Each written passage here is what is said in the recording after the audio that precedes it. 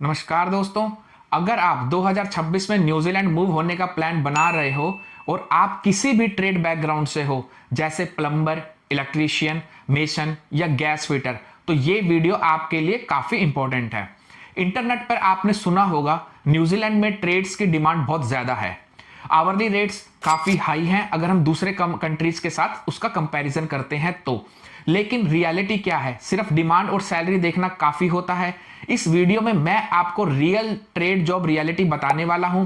Salary क्या है, hourly rates, licensing, PR chances और वो मिस्टेक्स जो ज्यादातर इंडियंस कर देते हैं। वीडियो को एंड तक जरूर देखिए, क्योंकि लास्ट में मैं आपको क्लियर कट एडवाइस दूंगा कि ट्रेड जॉब्स आपके लिए ठीक हैं या नहीं। तो सबसे पहले हमें यह समझना होगा कि न्यूजीलैंड में ट्रेड जॉब्स जो हैं वो और जॉब्स के मुकाबले, जैसे आईटी, होटल मैनेजमेंट या एविएशन, इनसे ज्यादा क्यों हैं।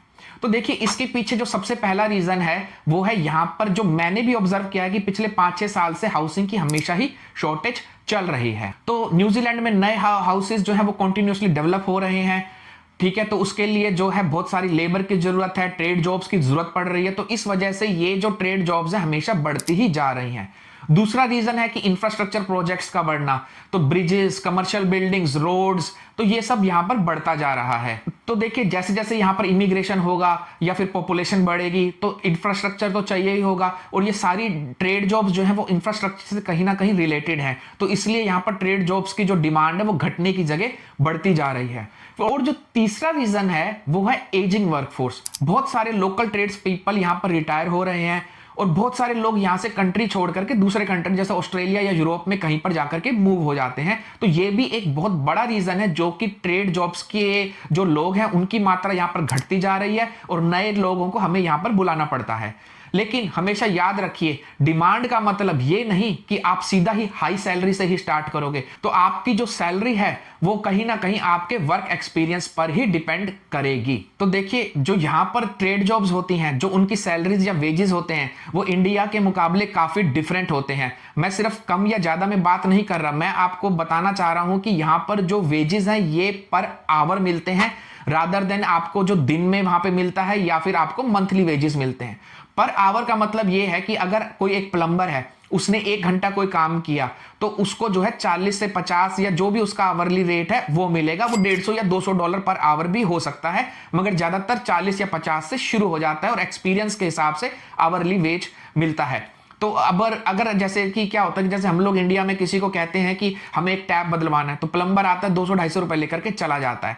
मगर यहां पर अगर आपने किसी को प्लम्बर को बुलाया तो वो पहले आपको ये बताएगा कि ये जो काम है ये 4 घंटे का है और मैं पर आवर इतना चार्ज करता हूं, तो मैं 4 घंटे में आपसे इतना चार्ज करूंगा। तो जैसे मान लो कोई आकर के कहता है मैं $70 पर आवर काम करता हूं, आपने उसकी प्लम्बर को कॉल किया और उसने आपको बताया कि ये जो है काम आपका 2 से 2.5 घंटे का काम है, तो 2.5 घंटे के हिसाब से मैं जो हूं 150-200 जो भी उसका रेट बनता है वो लूंगा। मगर इसके साथ वो एक चीज और भी चार्ज करता है जिसको हम कहते हैं माइलेज। माइलेज ये है कि अगर वो उसको आने में 15 मिनट लगे और अपनी लोकेशन में जाने में 15 मिनट लगे तो वो उसको भी काउंट करेगा। तो आपका जो टाइम वो बोलेगा 2.5 घंटे नहीं, मैंने तो 3 घंटे ही काम किया है। तो मतलब कहने का है कि जैसे टैक्सी का मीटर बैठते ही शुरू हो जाता है, जैसे ही आपने कॉल के ऊपर एक को फाइनल किया, प्लम्बर या इलेक्ट्रीशियन या गैस फिटर किसी को भी, वो अपना मीटर वहीं से ही स्टार्ट कर देगा। तो देखिए, इसका मोटा मोटा मतलब ये है कि जितना काम उतना पैसा। और हाँ, ओवर टाइम का वो लोग और एक्स्ट्रा चार्ज करते हैं जो कि ज्यादातर 1.5 टाइम्स होता है, और अगर वीकेंड पे बुला रहे तो 1.5 to 2 टाइम्स भी हो सकता है। और अगर कुछ इमरजेंसी हुई तो उसका जो प्राइस है वो और भी ज्यादा होता है। तो मैं अब आपको बताता हूं कि यहां पर एक मेसन या ब्रिकलेयर कितना चार्ज करता है। तो जैसे कि उसका आवरली रेट होता है तकरीबन 40 या $45 पर आवर के हिसाब से, और जो वो वीकली उसकी इनकम हो जाती है $1500-1600 के आसपास हो जाती है। और अगर मंथली की बात करें तो 6000, 5000, 5500 तक बड़े आराम से पहुंच जाता है। ठीक है, अब इसका मैं एक रियलिटी चेक बताता हूं कि ये जो है फिजिकली बहुत ही टफ काम है, वेदर का बहुत ही ज्यादा इंपैक्ट पड़ता है, स्टार्टिंग में हेल्पर या लेबर का रोल मिलता है, लेकिन एक्सपीरियंस के साथ इनकम स्टेबल हो जाती है। अब हम बात करते हैं प्लम्बर की सैलरी की। प्लम्बर ट्रेड न्यूजीलैंड में बहुत ही स्ट्रांग है। आवरली रेट 50-60 के आसपास हो ही जाता है। इमरजेंसी कॉल आउट काफी ज्यादा होता है और एक ये बहुत ही बड़ा एक्स्ट्रा इनकम है। मंथली अर्निंग तकरीबन वही 6 से 7 हजार पॉसिबल है, लेकिन प्लम्बर के लिए रजिस्ट्रेशन और सुपरविजन का प्रोसेस होता है जो हम थोड़ी देर में डिस्कस करेंगे। अब हम बात करते हैं इलेक्ट्रीशियन की सैलरी की। इलेक्ट्रीशियन ट्रेड जो है वो थोड़ा सा सेंसिटिव ट्रेड है, क्योंकि यहाँ पर सेफ्टी स्टैंडर्ड्स जो हैं वो बहुत ही स्ट्रिक्ट हैं। आवरली रेट वही $45 के आसपास, 42-45 के आसपास ही घूमता रहता है। मैं जो आपको रेट बता रहा हूँ ये सारे इनिशियल स्टेज के बता रहा हूँ।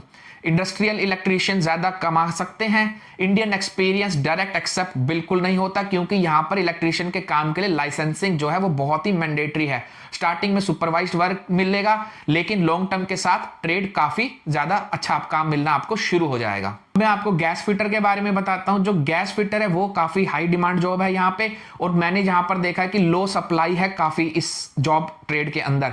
आवरली रेट तकरीबन $50 से $60 पर आवर चल रहा है। सर्टिफाइड गैस फिटर को अच्छी बार्गेनिंग पावर मिलती है, लेकिन लाइसेंसिंग प्रोसेस प्लम्बर से भी ज्यादा स्ट्रिक्ट है, और यहां पर कोई भी किसी भी प्रकार का जो शॉर्टकट है वो काम नहीं करता। अब हम बात करते हैं कि कौन कौन से लाइसेंस और सर्टिफिकेशन है जो आप लेकर के यहां पर किसी भी ट्रेड जॉब में काम कर सकते हो। इसलिए ये जो सेक्शन है ये काफी इंपॉर्टेंट होने वाला है। देखिए, इंडिया का एक्सपीरियंस भी बहुत वैल्यूएबल है, लेकिन ऑटोमेटिकली एनजेड लाइसेंस नहीं मिलता।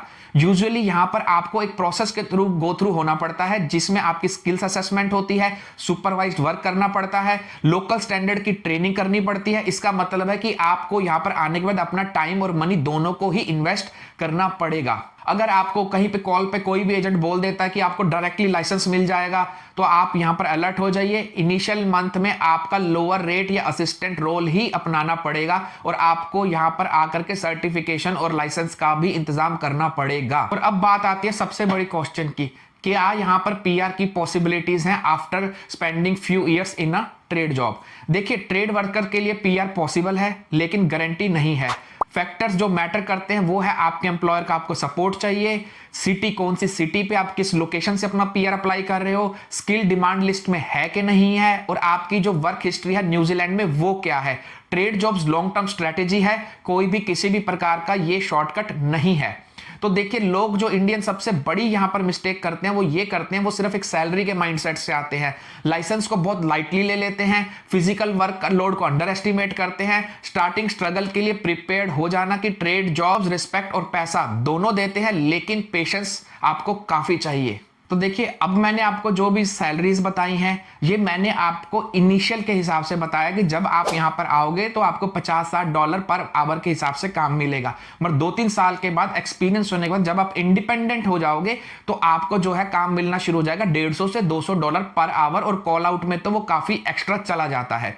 कॉल आउट का मतलब ये है कि जैसे मान लो किसी के घर पे कोई बल्ब चेंज करना है, आपको लग रहा होगा कि बल्ब तो हम इंडिया में फटाफट चेंज कर लेते हैं, मगर यहां पर आपको सर्टिफाइड इलेक्ट्रीशियन की भी जरूरत पड़ती है ये सारे छोटे छोटे काम कराने के लिए। अगर मान लो कोई बटन चेंज करना है इलेक्ट्रिसिटी का, ठीक है, इनफैक्ट अगर पंखा लगाना है, ये तो काफी ज्यादा मुश्किल काम यहां पर हो जाता है, क्योंकि आपको एक सर्टिफाइड बंदा ही चाहिए। तो मैं आपको एक एग्जाम्पल देता हूं कि एक झूमर लगवाया था घर में, तो उसकी जो कॉस्ट आई थी वो आई थी $220, तो मतलब इलेक्ट्रीशियन ने $220 चार्ज किया था सिर्फ एक झूमर लगाने का। तो यहां से आप अंदाजा लगा लीजिए कि ट्रेड जॉब के अंदर कितना पैसा है, कितना पोटेंशियल है, और आप यहां पर कितना कमा सकते हो। तो जैसे मैंने पिछले वीडियो में भी बताया था कि टाइलर की जॉब, प्लम्बर की जॉब, इलेक्ट्रीशियन की जॉब और गैस फिटर की जॉब, ये 4 जॉब अगर आप एक्सपीरियंस के बाद इंडिपेंडेंट होकर के काम करते हो तो आपके पास काफी अच्छा पैसा है, पीआर पाथवे काफी इजी हो जाता है, और फैमिली के लिए रहना भी विदाउट स्ट्रगल एक अच्छे तरीके से रहा जा सकता है। तो देखिए, मेरी फाइनल एडवाइस ये है कि अगर आप स्किल बेस्ड हो, हार्ड वर्क कर सकते हो, डर नहीं लगता, और लॉन्ग टर्म सेटलमेंट होने का सोच रहे हो, तो ये जो ट्रेड जॉब्स हैं ये काफी न्यूजीलैंड में बहुत स्ट्रॉन्ग ऑप्शंस है आपकी पीआर के लिए और आगे जाकर के आपकी सिटीजनशिप के लिए। कमेंट में मुझे बताएं कि आप किस ट्रेड से हो, आपका एक्सपीरियंस कितना है। नेक्स्ट वीडियो में हम ट्रेड वाइज पीआर पाथवे और सिटी कंपैरिजन लेकर के आएंगे। वीडियो पसंद आया हो तो लाइक कीजिए, शेयर कीजिए और सब्सक्राइब मेरे चैनल को जरूर कीजिए। थैंक यू, धन्यवाद, नमस्कार।